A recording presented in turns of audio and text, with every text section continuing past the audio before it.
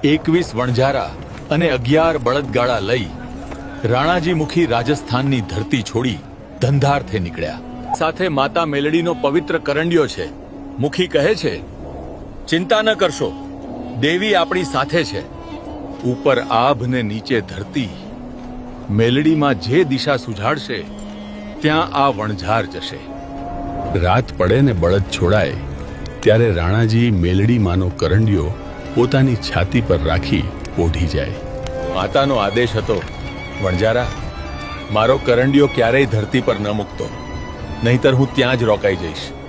ચાલતા ચાલતા વણઝારા ઝાલાવાડની ધરતી પર પંખીના માળા જેવડા ધ્રાંગધ્રા ગામે આવી પહોંચ્યા।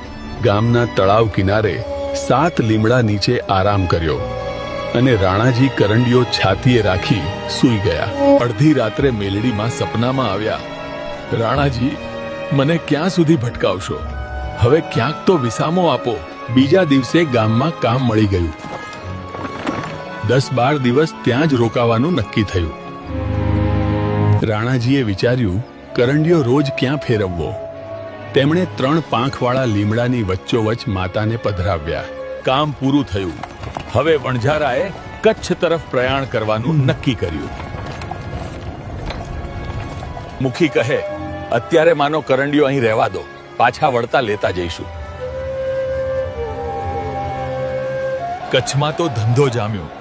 1.5 વર્ષમાં પુષ્કળ ધન કમાયા, પણ સુખમાં મા મેલડીને વિસરી ગયા।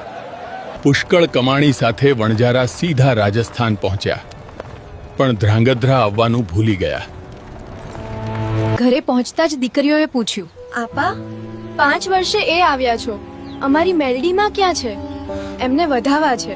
દીકરી,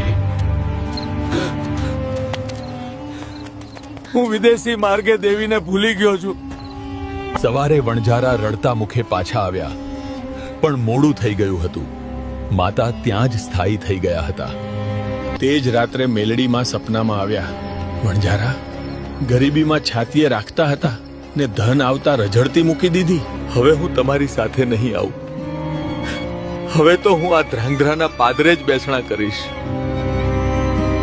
આજે પણ ધ્રાંગધ્રાના કંસારા જારમાં 7 લીમડાવાળી મેલડી માં હાજરા હજૂર બિરાજે છે।